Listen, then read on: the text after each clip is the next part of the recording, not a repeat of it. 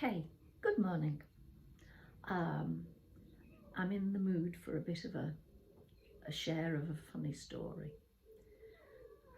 Excuse Mishka, he's in a wandering round meowing mood, so he will be popping in and out, no doubt. But really, it's a case of be careful what you wish for. Um, I've got a bucket list, and yes, I've got things ticked off. And one of the things on my bucket list was to wear a sari. And this goes back to when I was a child.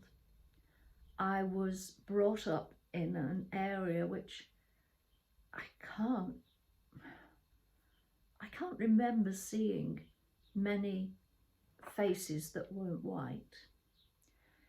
It was just a fact of life in those days. It wasn't that we'd moved to an area where it was all white. It just wasn't like that. And an Indian family moved into our little avenue. I would be about 6 or 7, and I was mesmerised. Mum wore a beautiful sari, and she showed me it and showed me the fabric, and I started to be a regular visitor, having tastes of curry which were really strange to my very meat and 2 veg palate, and looking at the coins that had ripply edges. It was just magical, and they were so very good at explaining and describing things for me. So that was where my desire to wear a sari began. And it actually came to fruition, it'll be about 15 years ago now, I suppose. I went to a wedding in Sri Lanka, and it wasn't British people who were getting married in Sri Lanka, it was a Sri Lankan couple. And there were 4 of us Brits went, and I thought, right, I'm going to wear a sari. So I asked the groom if it would be acceptable for a Western woman to wear a sari. He said, yeah, brilliant. I'll take you to the shop. My auntie runs a sari shop. Great. So off we went. I felt really quite special to be surrounded by this colour.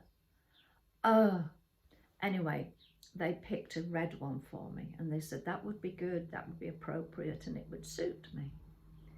So I was measured up for the little underslip and the little top.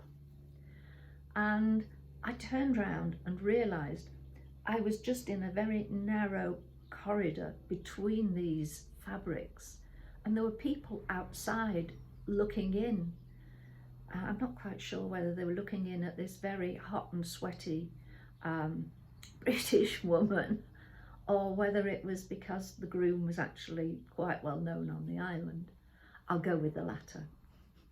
Anyway, went back to the hotel when I'd got my little pieces made, and the other lady in the group said, yeah, you're going to have a problem with that top. It's not going to keep closed. So she said, you need some hooks and eyes. Right.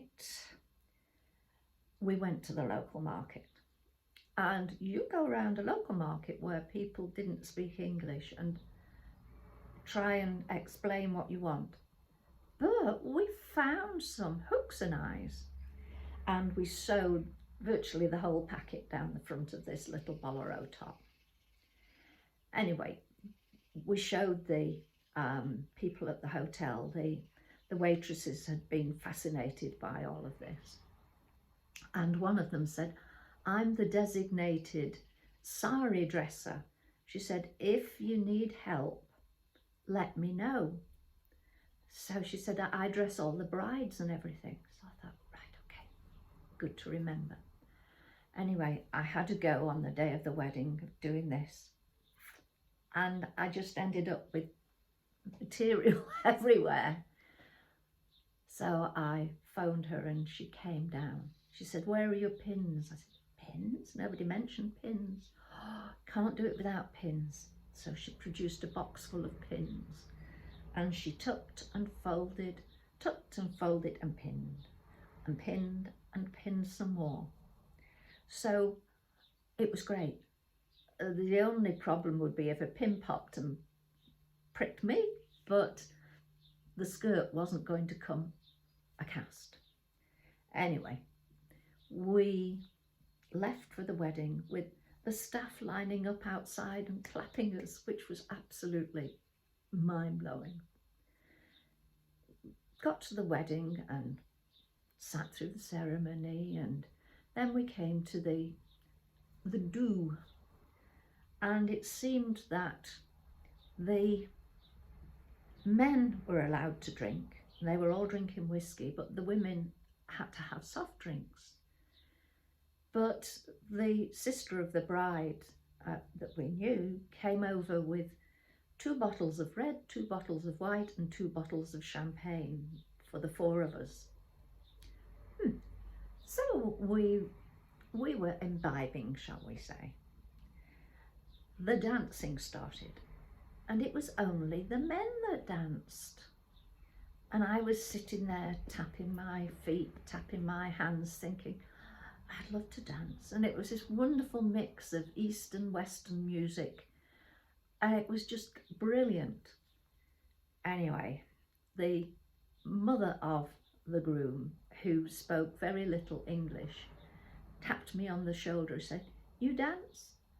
I said, "Oh, yes." So she took me onto the floor. I grabbed the next lady's hand. So there were 3 British women dancing, and this one Sri Lankan lady who quite quickly disappeared and left us to it. And I then found out why the women don't dance. I was groped. I had my backside pinched. And I lived in dread of shedding this sari as I was dancing. But it was fun and a fond memory. And goodness knows what these men thought about these Western women dancing. But it was a very, very memorable day. I still have the fabric. I've not worn the sari again, but I do use the fabric. I love it. So on that note, I am going to say cheerio for now. And I'm glad that Mishka actually didn't knock the camera over. Oh, he's looking in the direction of it now. So I will say cheerio for now. Take care. Oops, and Mishka's wobbling the camera. Thank you so much for joining us. Bye.